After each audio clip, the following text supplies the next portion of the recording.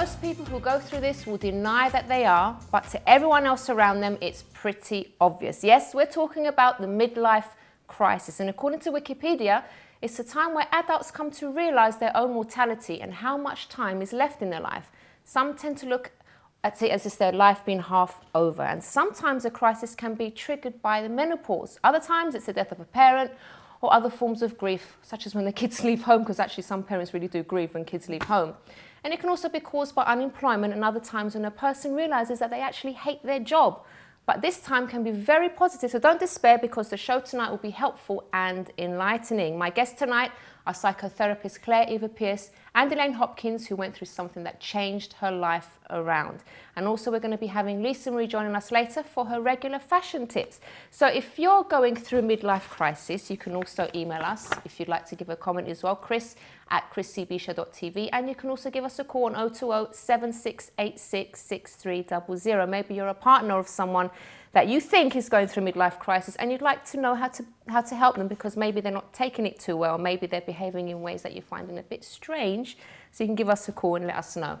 So let's introduce our guests for this evening. We have Elaine and we have Claire. Good evening. Hello. Thanks for joining us. Thank you for having us. Okay, so midlife crisis. How would you, I'll ask you because you're a psychotherapist first.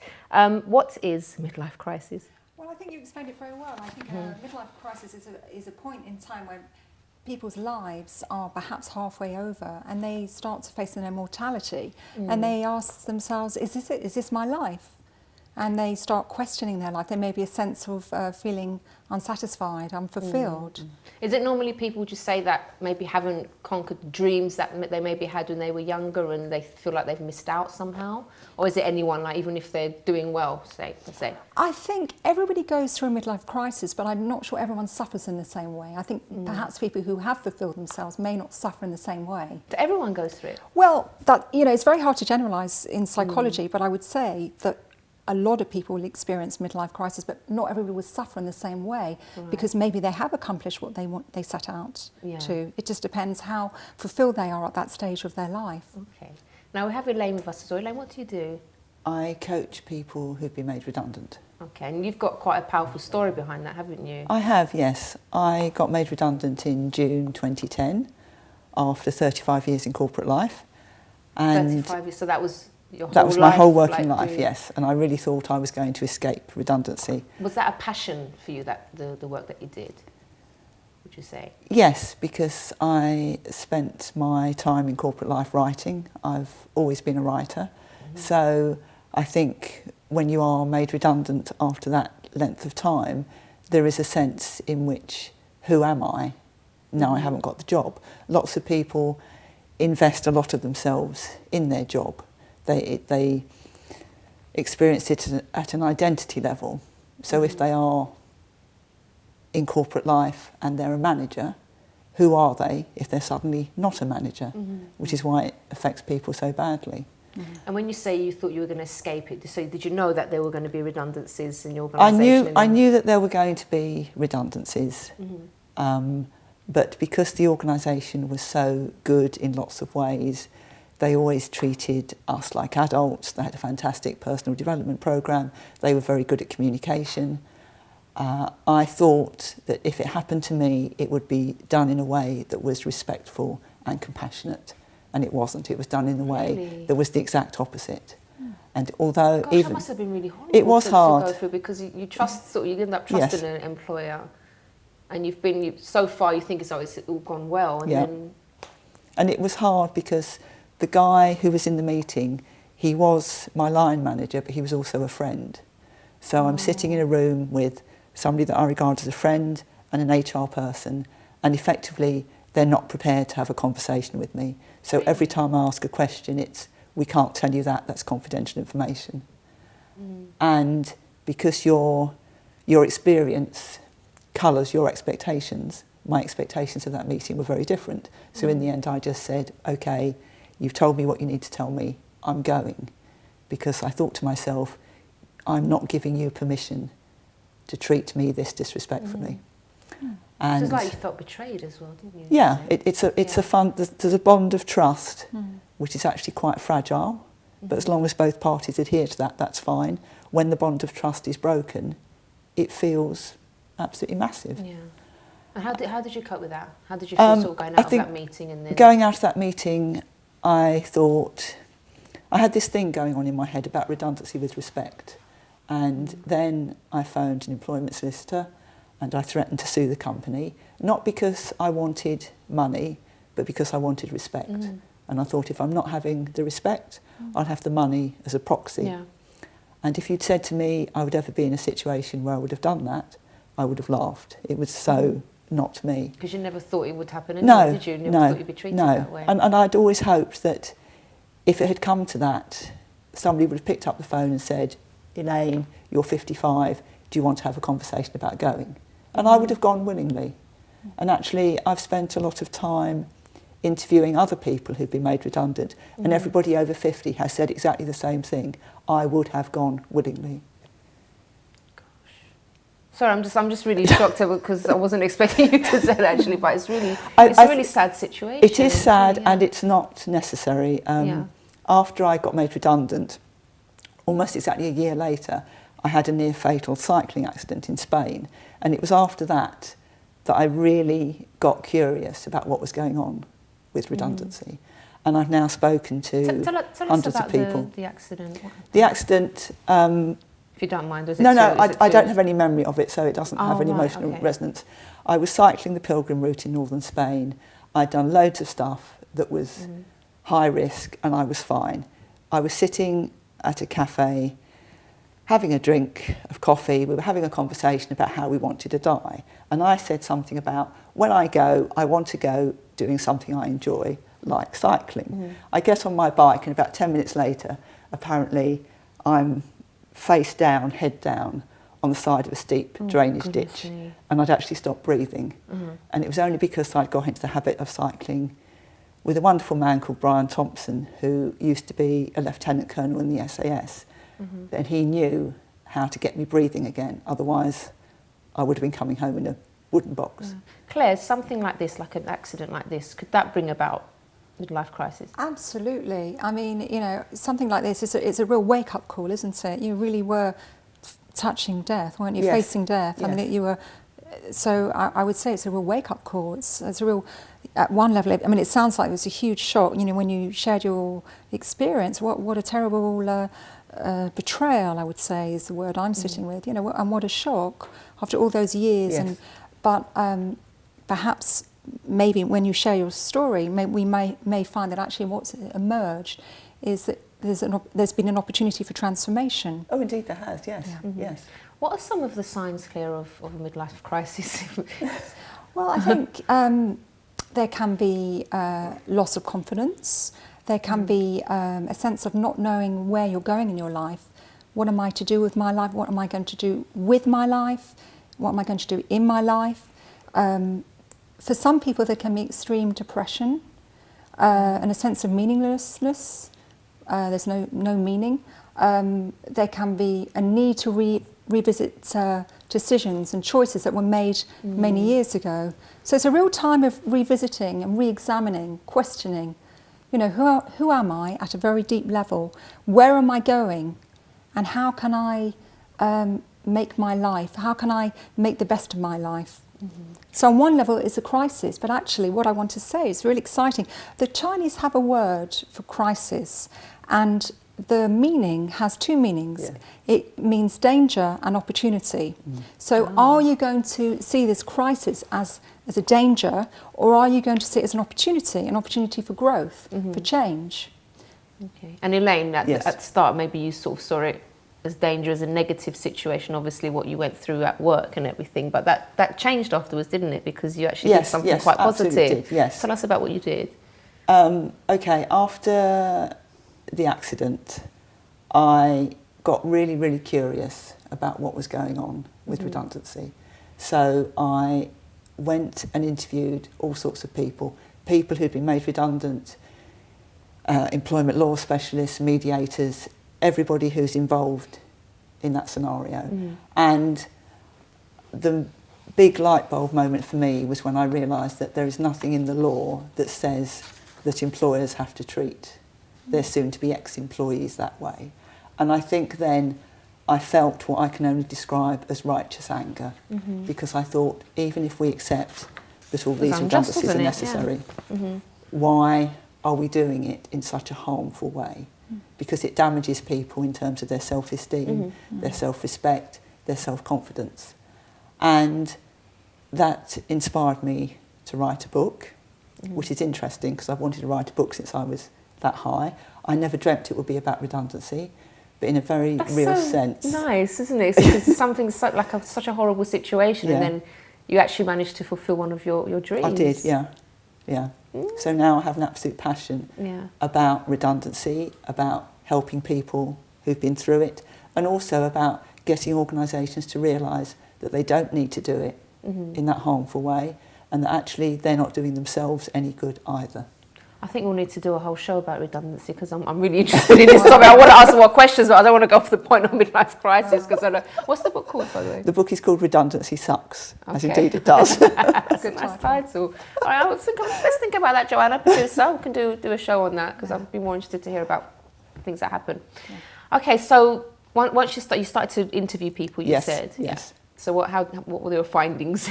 Some of the things that... My findings were that actually my experience was relatively mild compared to what other people went through.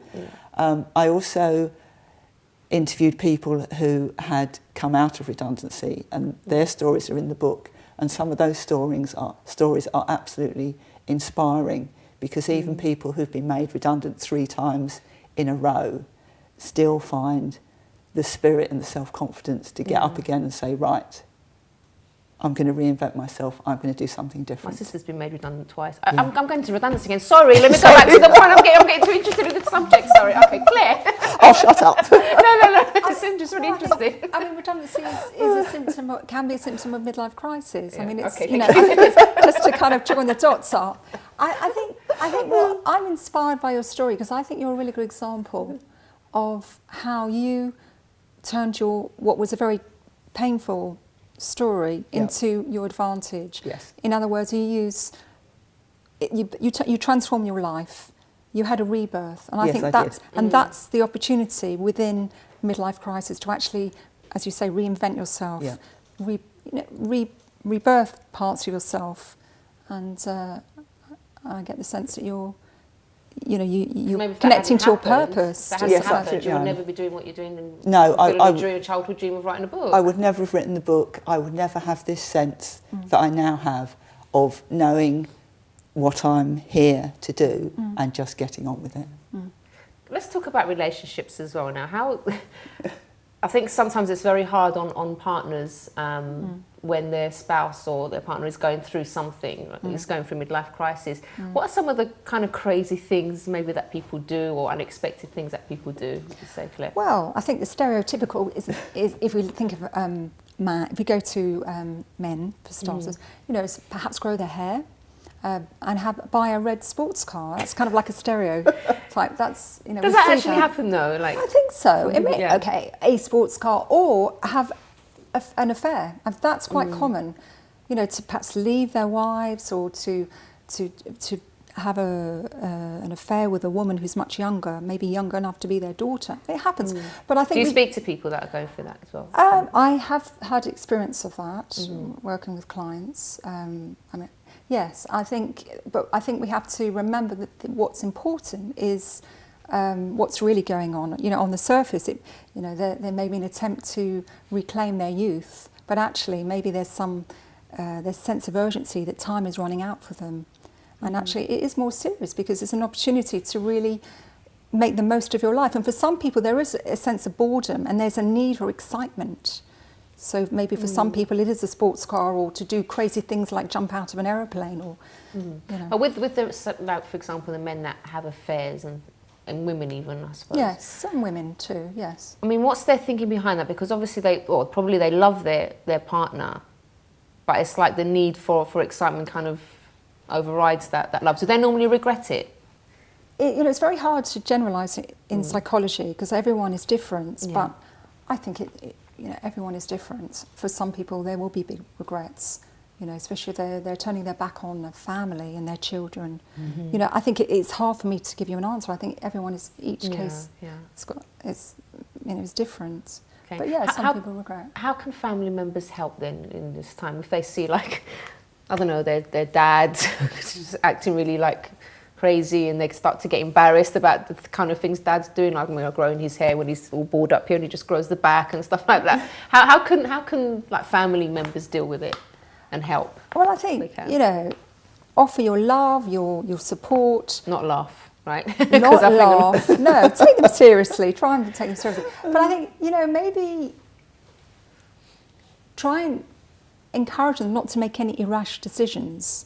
You know, not to jump out the aeroplane or whatever. I mean, maybe that's what they need to do. But maybe if they're not coping, maybe they need to consider some professional help. Because that's when I really do believe, you know, counselling and therapy can make the difference, can actually, you know, make you understand yourself, why you're behaving in this way, or what is the real need behind that behaviour. How long does a midlife crisis last? Does it ever go away, or is it just there?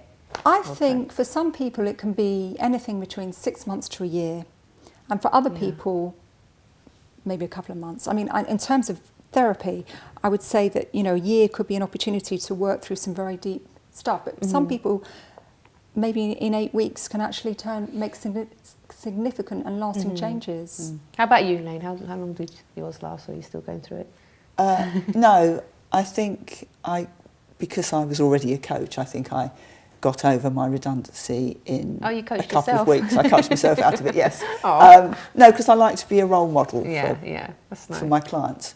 And the accident probably took me about 3 months, but that was really a physical recovery, because it wasn't until I got back to England that actually I realised I had had quite a serious accident. Right. Okay, and that was the wake-up call, wasn't it? That was the turning point, yes. Yeah, that was when I thought, okay, come on, you know what you're meant to be doing now, let's just get on with it. Did it change you as a person as well, not just what you did? It has changed me as a person, because in the past I wasn't really that present in my own life, so I'd always been the kind of person who was quiet and shy and in the background and not very obvious. Whereas when you're trying to do something fairly fundamental, like change the way we experience redundancy, you have to kind of step up to the plate and say, here I am, this is what I'm saying. So yes, I mean, I spent 4 days thinking, universe, go away, I don't want to do this redundancy thing. And actually accepting that was, as I perceive it, my destiny. That was a big thing. And in the year since then, I've done things that wouldn't have been possible for me before, because I would just have run away from them. So yes, it's thrilling and it's terrifying in equal measure, but it's life, it's really life. And everyone goes through it at some point, right? Yes. Ladies, you're going to stay with us till after the break, because we also have another guest on, and that's going to be Joe Edwards, a gentleman this time, who has actually started a website for people that want to be more adventurous. And I'm not sure if he's gone through a midlife crisis. I'm actually going to ask him about that and see what he has to say. But if you want to participate, you can email Chris at chrissybshow.tv. Join us after this break.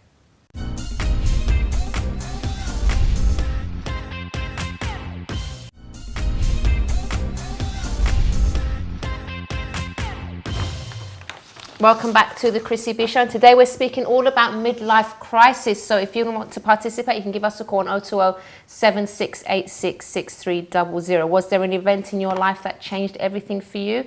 Did it make you feel down and feel like you needed to do something different? How did it affect you? Do give us a call and let us know. Well, now we have Joe Edwards on the line. Good evening, Joe.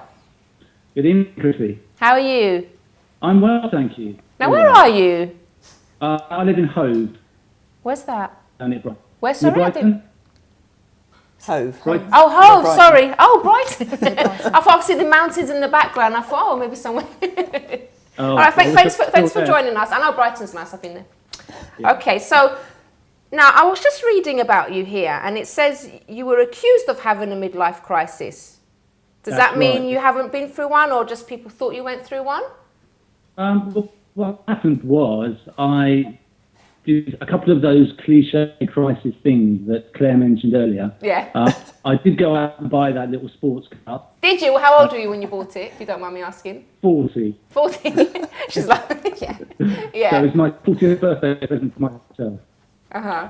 It wasn't great, but I did buy the sports car. And I also flew a helicopter, which is a minor ambition of mine that I managed to fulfil. I didn't quite catch that. Did you get that clear? He flew a helicopter, is that right? A helicopter, did you say? Yes. Okay. Now, was that a childhood sort of ambition that you had, or was that just something that came when you turned 40?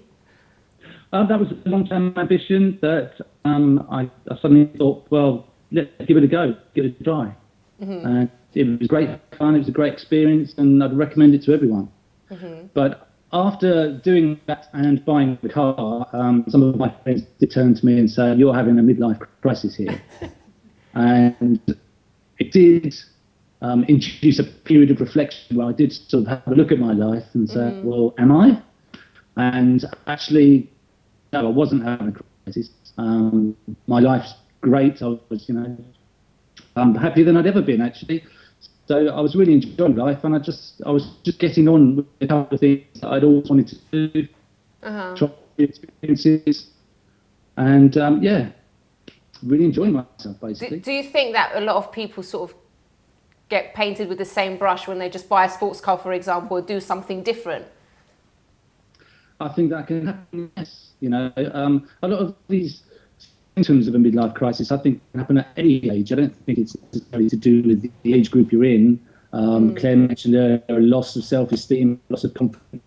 Claire, can it happen at any age? Well, I think typically it happens between sort of late 30s to sort of 55. That's when do you know when your midlife is? Because you don't know when you're going to die. Well, that's right. But normally when, you've got an education, perhaps you've had a family, you've got a career, you've done those building blocks, and then you're perhaps, it's like, what next? It's sort of, no, we don't know. But, you start noticing, you look in the mirror and you think, oh my gosh, I'm looking older. So you start to, old age starts to look at you in the face, your mortality, there's a sense of urgency. Life is running out. Okay. Now, Joe, you started up a website, didn't you? Can you tell us about that? I did, yes. It's whatmidlifecrisis.co.uk. Around that time, I was accused of having a crisis. I also stopped working after 20 years of being at work. I'm now a stay-at-home dad. Oh, you left voluntarily, did you? I did leave voluntarily, yes. Okay. That was a big decision after 20 years. It was, and there was a period of adjustment that I had to go through, and part of that adjustment was that I needed to do a project for myself. Okay. While I was looking after the kids, I needed to do something for myself as well. Basically, keep my brain active, and So you're a stay-at-home dad? I am. Yes. How was that, or how is that? It's brilliant. I love it. Yeah, it's great. Really? Fun. Yes. You know what the ladies go through now? Yes, I can sympathise with the ladies. How many children do you have? 2. A little boy who's 1 and a little girl who's 3. Oh, it's quite a handful then. They're quite young. Yeah, they are. Okay, so we have some pictures of you here. What's this one that? Oh, can you see that, Jill? That's the superheroes picture. Charity challenge that I took part in, the Capital to Coast bike ride. That was something some friends and I took part in. I'm not actually in that picture. You're not? Oh! Do we have any more? What are you doing here, Jill? Now, are you bungee jumping? That's not actually a photo either. I'd say it is. But one of the things I do via the website is follow various sports, but not your regular sports like football, rugby, or that kind of thing. This is a cliff diving competition I follow and report on the website. And it's run by Red Bull, and I actually just got in touch with them and said, look, this is something I'd like to come and see. So they invited me across to France and give me a bit of VIP treatment, and we got to view the competition there. That's in a town called La Rochelle in France. Right. So that was another thing that I'd always wanted to do, and just thought, well, hey, let's just get on and do it. This was the whole purpose of the website, is to try and encourage people to have new experiences. Not to hold back. If they feel they need to do something new, experience something new, learn something new, then just to get on with it, really, rather than hang around and get into a depressed state, wondering what to do with their lives.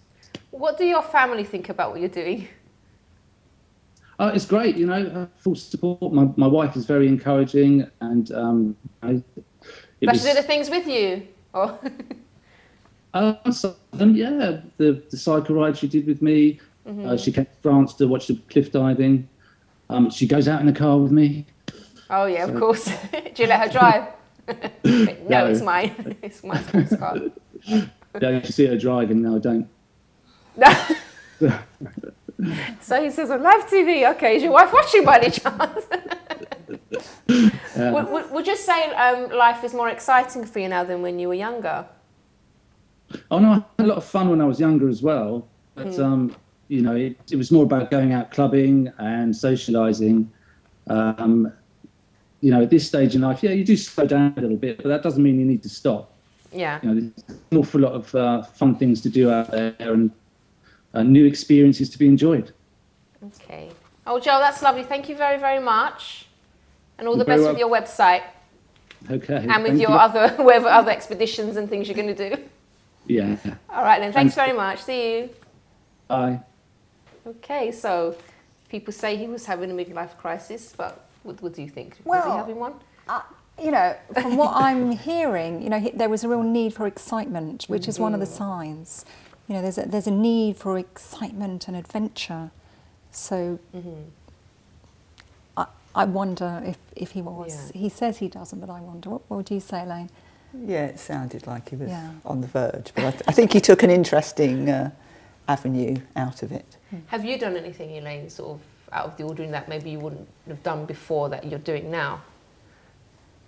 Have I put you on the spot? Maybe it wasn't a good question. I feel, no, it is a good question, but I feel as if everything that I do now is so different from where I was before that it's a very good question, but it's almost a non-question.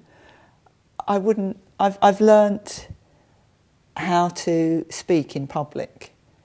I spent all my life avoiding speaking in public. I didn't do it at school, I didn't do it at university. I think I did it twice in corporate life on a very, very small scale. I went out of my way not to do it. And Were you then, really nervous about that? Or what, learning how to do it? no, like speaking in public before, was it something that... Yes, because I never had a voice, because for as long as I was in corporate life, I was always writing things for other people, as other people. So of course I didn't have an authentic voice of my own. Well, now that I've got one, and I know what I'm speaking about, it's a no-brainer. Go for it, girl. Yeah. Yeah. So yes, in the sense in which you're asking it, Yeah. everything that I'm doing is slightly mad and slightly crazy because it's completely different from everything that I've done before. See, Yeah. Elaine, you've reclaimed parts of yourself. Yes, I have. You found your voice. Yes. Now, Claire, how should we?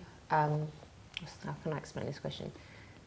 If we do realise that we are going through it, and it is like maybe a scary time for someone. What are some of the tips? What's some of the advice that you would give to someone?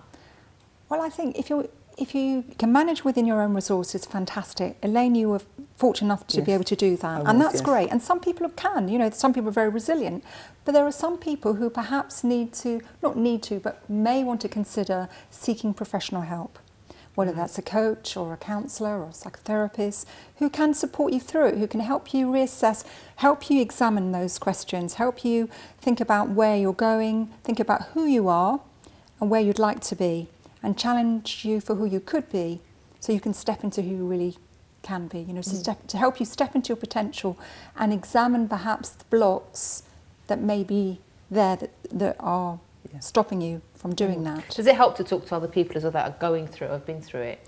Yes, it's always, because I think, you know, otherwise you think it's just me. And also there can be, for some people feel shame that they have these feelings of self-doubt, that they feel, oh, I shouldn't be feeling like this. I shouldn't be feeling so negative. And so not, you know, to actually be able to talk to someone, say a professional, where you can be authentic in your feelings, really be honest about, you know, how difficult it might be. Yeah. Are there typical signs for women as well that may be going through it? How would you recognise if a lady's going through it? Yeah, I think women, I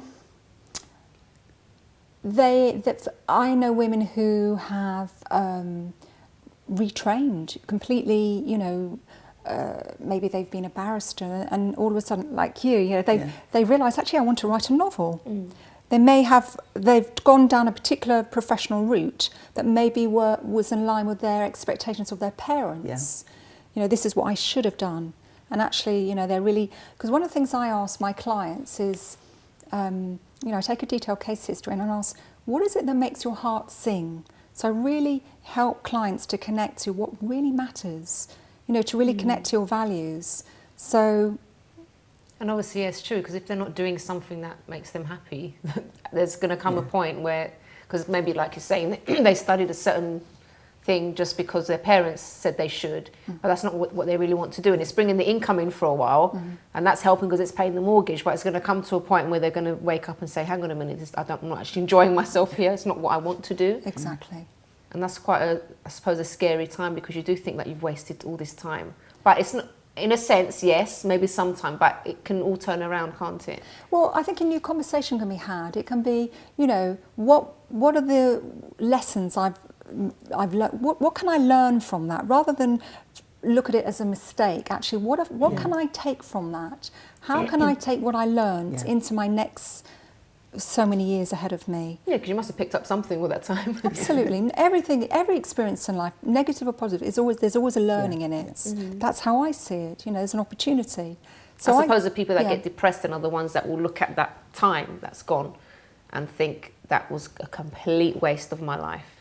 I didn't learn anything. It's not benefited me at all, because that's not what I wanted to do. But then the ones that will change their life around will say, hang on a minute, yes, I did maybe not, I wasn't doing the thing that I wanted to do, or the career, I didn't follow the career path I wanted to deep down, but I'm going to take some of that and I'm going to use that, because it's not a waste. I got experience, I got skills from that, and I'm going to use it to do what I want to do now. So it's like a stepping stone in a sense. It can be a catalyst. So maybe turn your crisis into an opportunity, you know, turn your depression into an opportunity to really reinvent yourself, to really step into more of who you are. I mean, we suffer not for the sake of suffering, it's for the sake of actually stepping into more of who we are. And I think that's the exciting part. For me, that's the bit that really inspires me. You know, it's like... Yeah. Elaine, do you take more risks now, would you say?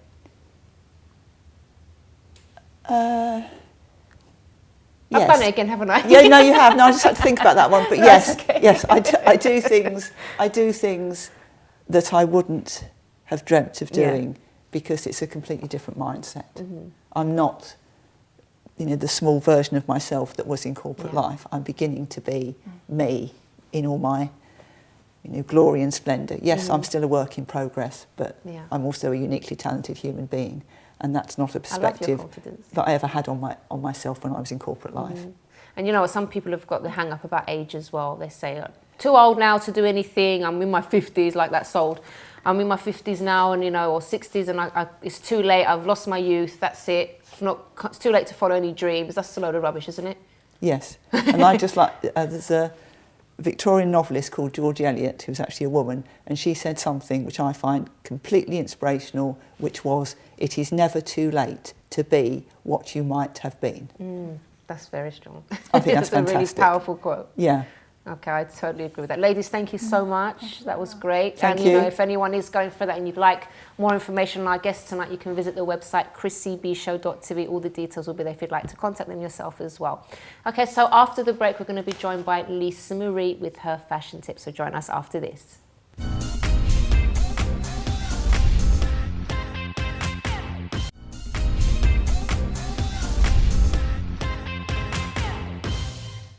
Welcome back to the Chrissy B Show. Now we have our fashion section with Lisa Marie. Good evening. Hello, good evening. Hi. Are you having a midlife crisis? I think I'm a little bit too young for that, but I think I'll be all right. Just about. Are you living your dreams then?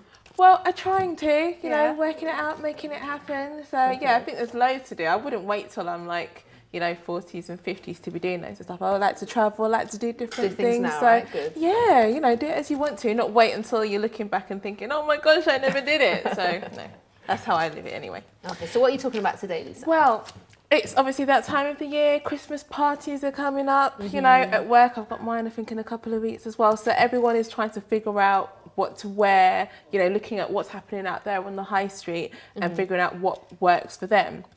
So I've got 4 looks covering quite a wide spectrum of different things and different looks, so people can kind of adapt it to whatever works for them. Okay, so so I'll show you. So we can look at our first look, and for the first look, I've gone for classic black. So if we can put that up. So this dress is by Florence and Fred at Tesco's, and it's £30, and it's just a really classic kind of Audrey Hepburn-esque type dress. I'm very surprised that's from Tesco's.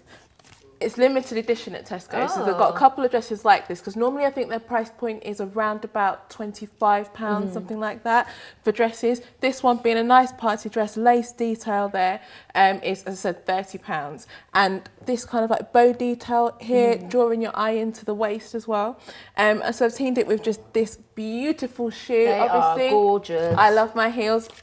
That is only £35 at Dorothy Perkins. Really? Wow. And they are having like quite a lot of sales and stuff at the minute. So I know like on their party dresses and on their shoes, they've got like 30% off and things like that. So go and check that out.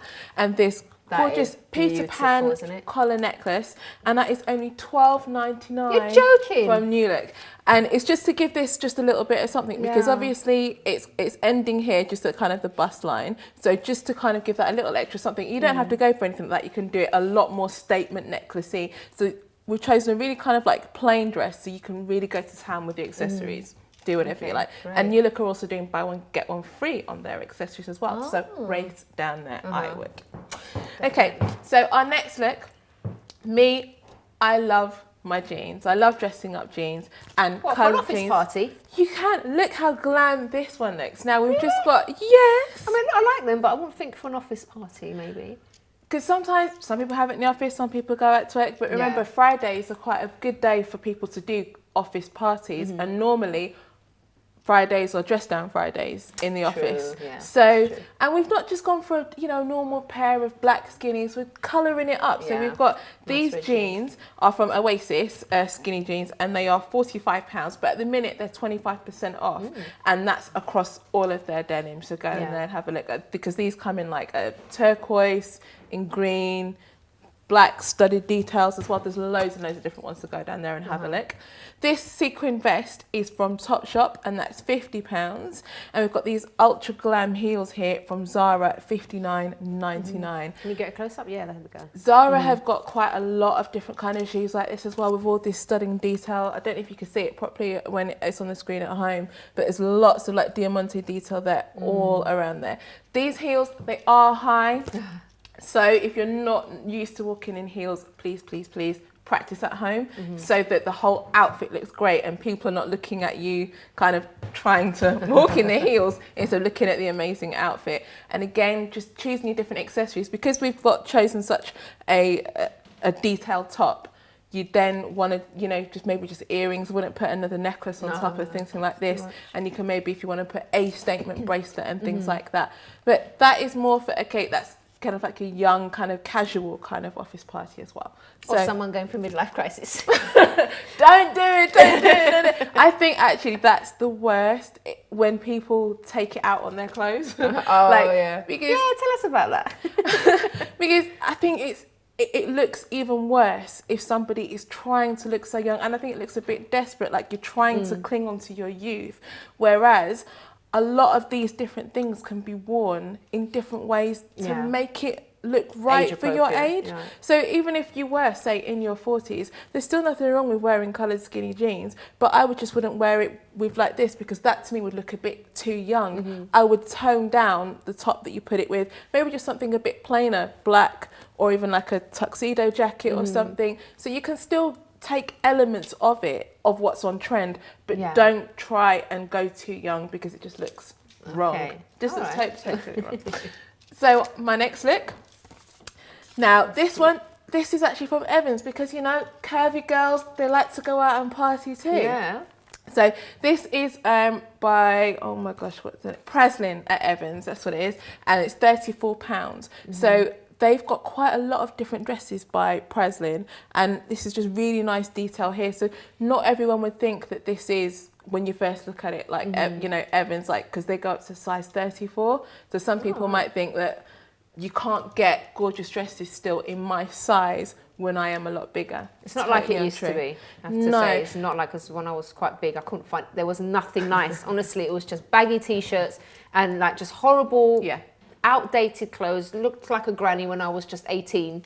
So it was like... It has come full circle it's really nice. Some of the clothes you can't find in smaller sizes, and some of these nice things. You can't I know. find them. It's not fair. So even Dorothy Perkins, they go up to size 20. And New Look also do an Inspire range, it's called. And I think they go up to, I think it's size 32 as well. So there's lots of different places where people who are bigger can go and just find just as fashionable clothes as anybody else. Now, I know also when you're a little bit bigger, it can be that sometimes the shoes as well, you can't find the right shoes. So these are also from Evans, and they're £35.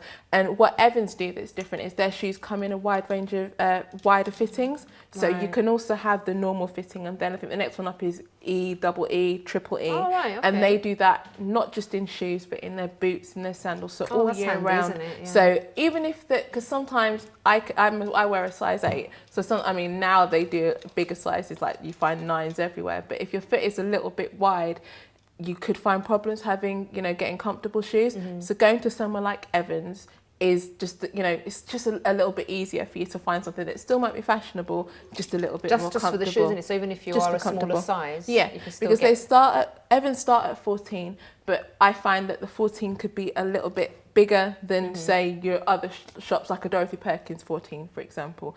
But in terms of shoes though, in shoes, so totally say if you're like a size 8 or 10, but you just have big feet like me, you can actually go and just get the shoes. I never thought of that, Yeah. Thank you for that. It's a really good tip. Now I can go and find somewhere else for shoes. Yeah. But the high street has kind of caught on though now, so they don't just stop at size 8 everywhere. They do usually go up to size 9 for ladies as well. So but my problem is the width, because I'm a 7, but sometimes my foot's quite wide and my toes are long, so it's like sometimes my toes are like this in certain shoes. Like, I want the shoes. Yep. So Evans is another choice then, just for the shoes. Yeah. And then I'm not revealing that on live TV. I shouldn't have done that. My monkey toes. It's all right. No, just don't mention something else next time, so otherwise everyone, when they see you, they'll be just looking at you. And we've got a nice clutch bag there to finish off this outfit, and that is £30 at Dorothy Perkins, and that's part of the Kardashian collection that they launched quite recently. So the last look that I've got for you. Oh, lovely. Ultra I love glam. I thought, because some people, I know that my mum, for example, she works in Barris's Chambers, but sometimes when they do a Christmas party, it's gorgeous. It's a fairground. It's, lots of different things. They get to go to ultra glam. So this is from Karen Millen, and this is £160. Can't go on Karen Millen, and even more so because you get an extra 20% off online if you enter the code DRESS20. So go and have a look. I know. Why did you show me? Sorry. You shouldn't have done that. You knew this would happen. Sorry. But all their full price dresses, if you go on, I think it's up until December 20th, it's an extra 20% off. So we know that Karen Millen dresses can be a little bit on the pricey side, but they're well worth it. But this way you can get a gorgeous dress, 20% off in time for Christmas. Can't go wrong. Where are the shoes from? Shoes, they look expensive, don't they? Yes, they do. But they are £24.99. You're joking. From New Look. This gold cuff bar shoe, absolutely gorgeous. I think these need to appear in my wardrobe too this Christmas. Or on the show when you're wearing them next week, for maybe? sure, we can make that happen, don't worry. This gold clutch bag there is from Dorothy Perkins, £35. Lovely little bit of detailing on there to kind of bring that all together. And then these earrings are from Accessorize at £10. Wow, that's fabulous. I love that look. So it's given so many different looks, so many different ways to dress up for your Christmas party. So go out there and have a look. Do you know what, ladies, though? There's no point in wearing this gorgeous dress, wearing these wonderful high heels, looking fabulous, if you're going to get completely legless, don't know what you're doing, falling about all over the place, throwing up. So, be elegant. I think, a lot of... women spoil the look when they get completely drunk. Totally agree. Because, so what's the point of going out looking so gorgeous and then, falling over on the floor and vomiting everywhere, as I've seen people do? It's true. It's horrible. Classy. I am... Because I don't like to drink. So it's like when I do go to sometimes the Christmas party, you find yourself like, all right, I'll just go home because I can't be bothered, doing all that. I'd rather you can have a good time, still look beautiful, Just know the limits. Exactly. And then can I have a good Christmas? Lisa Marie, thank you so much for No everything. problem. Okay, we have reached the end of our show for today, but do join us again on Monday, where we're going to be speaking all about relationship stresses over Christmas. So we know this period is very stressful for some people. They don't have money, or they don't have much money. There's famine all over the place, and people get really, really stressed, and they have lots of arguments. So we're going to be speaking about how you can overcome this and have, you know, a nice Christmas with those around you. So that's going to be on Monday. But do have a wonderful, wonderful weekend, and we'll see you again on Monday. Bye-bye for now.